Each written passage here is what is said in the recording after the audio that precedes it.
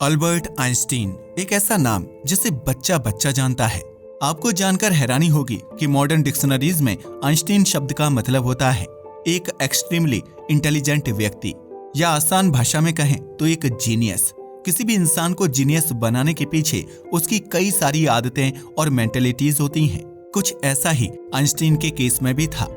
इतना इंटेलिजेंट और इम्पोर्टेंट व्यक्ति होने की वजह से कई सारे वैज्ञानिकों ने आइंस्टीन की जिंदगी पर बहुत रिसर्च की है।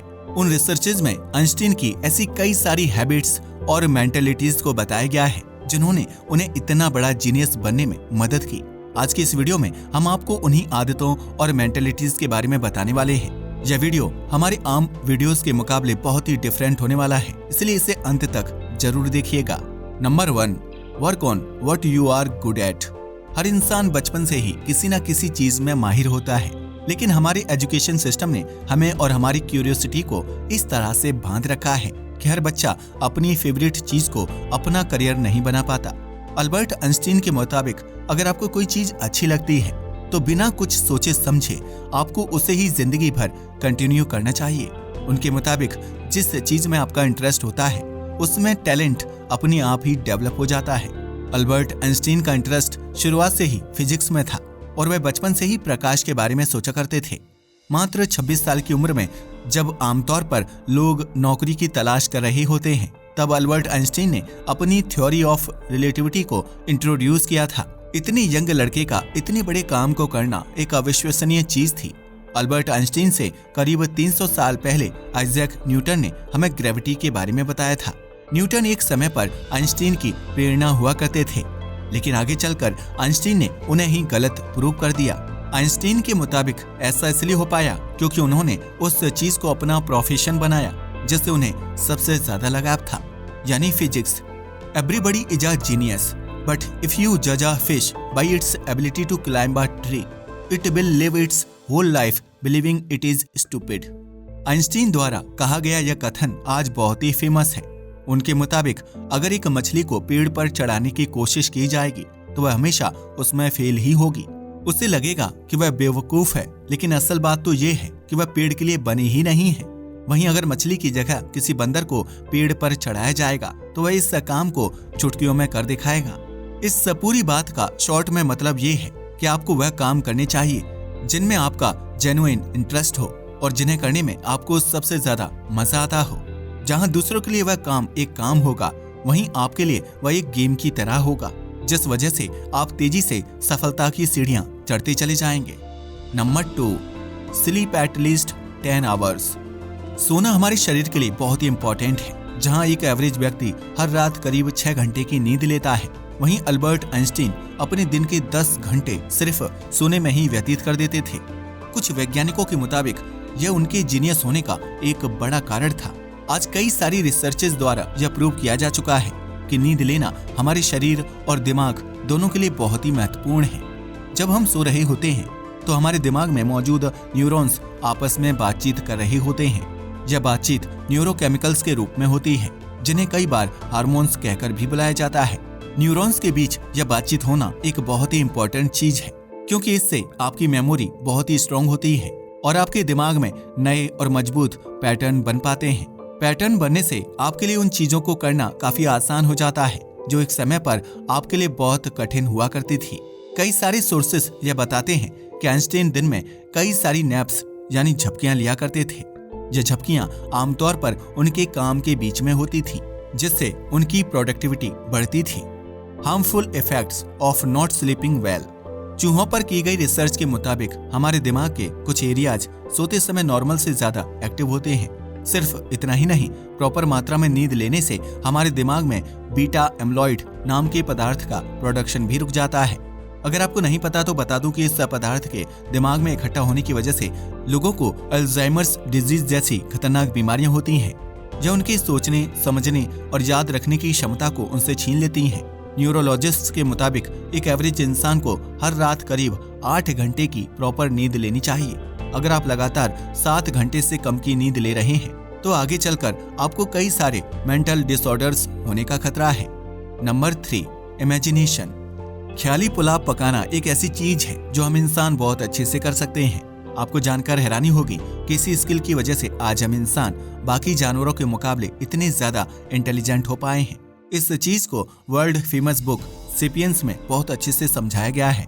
इस किताब के लेखक युवाल नोहा हरारी यह बताते हैं कि इंसानों को दिमागी रूप से विकसित बनाने के पीछे इमेजिनेशन का एक बड़ा हाथ रहा है। जिस तरह से हम इंसान किसी चीज को इमेजिन करके उसे रियलिटी बना सकते हैं, वैसा कोई दूसरा जीव नहीं कर सकता। Imagination power of Einstein. Albert Einstein ने इसी चीज को 100 साल पहले हाईलाइट किया था। उनके मुताबिक अगर उनके पास चीजों को क्लियरली इमेजिन करने की क्षमता ना होती तो वह इतने बड़े वैज्ञानिक ना बन पाते। उनके द्वारा दी गई हर थ्योरी में हमें उनके थॉट एक्सपेरिमेंट्स पढ़ने को मिलते हैं। जहां नॉर्मल वैज्ञानिकों को एक्सपेरिमेंट करने के लिए लेबोरेटरी और फिजिकल इंस्ट्रूमेंट्स की जरूरत पड़ती है, वहीं आइंस्टीन उन एक्सपेरिमेंट्स को अपने दिमाग में ही कर लिया करते थे। वह सिर्फ एक्सपेरिमेंट्स को कंडक्ट ही नहीं बल्कि उन्हें क्रिएट भी करते थे। A thought experiment when he was 16 years old. जब आइंस्टीन मात्र 16 साल के थे तब वह यह सोचा करते थे कि क्या हो अगर वह एक लाइट की बीम पर सवार होकर पूरे ब्रह्मांड का चक्कर लगा पाएं। ऐसे में उन्हें दुनिया कैसी दिखाई देगी और चीजें किस तरह से बदल जाएंगी।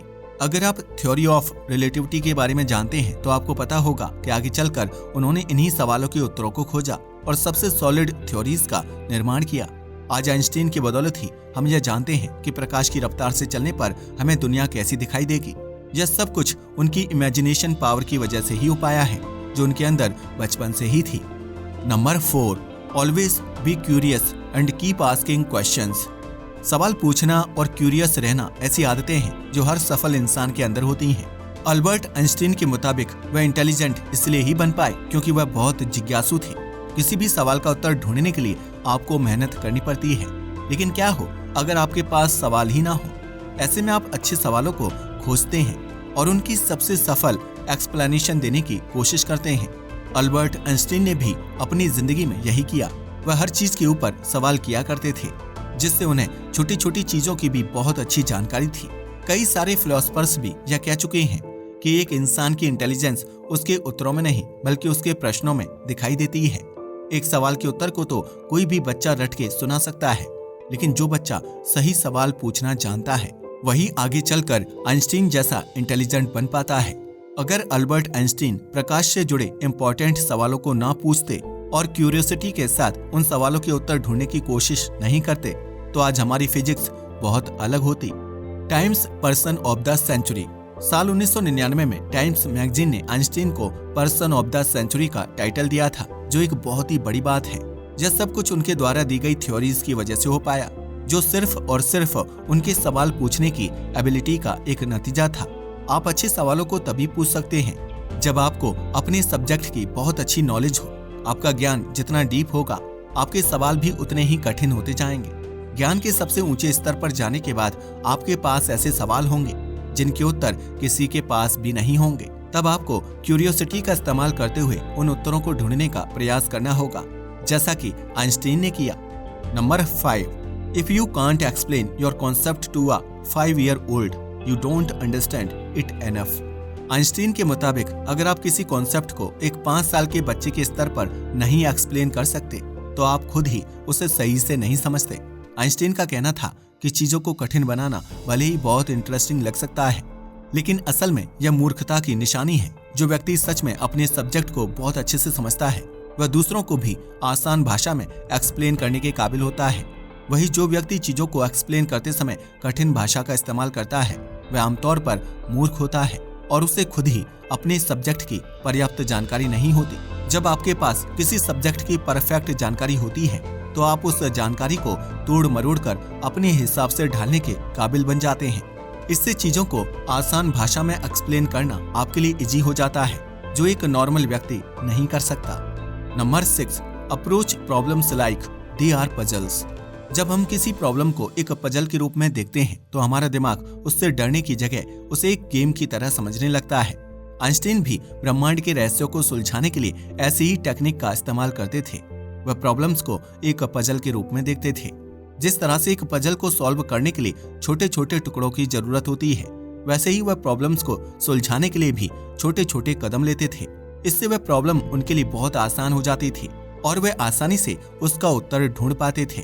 इस चीज को दुनिया की सबसे ज्यादा बिकने वाली किताबों में से एक एटॉमिक हैबिट्स में भी बताया गया है। इस किताब के लेखक जेम्स क्लियर यह बताते हैं कि जब हम किसी प्रॉब्लम को छोटे छोटे टुकड़ों में बांट देते हैं तो उसे सॉल्व करना हमारे लिए आसान बन जाता है। सिर्फ इतना ही नहीं, यह प्रॉब्लम सॉल्विंग की प्रक्रिया को गेमिफाई भी कर देता है, जिससे हमारा दिमाग थकता नहीं और लगातार प्रयास करता रहता है। गेमिफिकेशन। आपकी जानकारी के लिए बता दूं कि चीजों को गेमिफाई करने का मतलब है उन्हें एक गेम की तरह डील करना। वैज्ञानिकों के मुताबिक गेमिफिकेशन नाम की इस प्रक्रिया की वजह से हमारा दिमाग नए और अच्छे सॉल्यूशंस को क्लियरली सोच पाता है, जिससे प्रॉब्लम को सॉल्व करना काफी आसान हो जाता है। तो ये थी कुछ ऐसी चीजें जिन्होंने आइंस्टीन को इतना महान वैज्ञानिक बनने में मदद की। आप भी इन चीजों को अपनी डेली लाइफ में अप्लाई कर सकते हैं ताकि आप पहले से ज्यादा इंटेलिजेंट और स्मार्ट बन सकें। इस वीडियो के अगले भाग में हम आपको आइंस्टीन की कुछ और हैबिट्स के बारे में बताने वाले हैं, तो बने रहिए चैनल के साथ। वीडियो अच्छा लगा हो तो इसे लाइक और शेयर करें। धन्यवाद।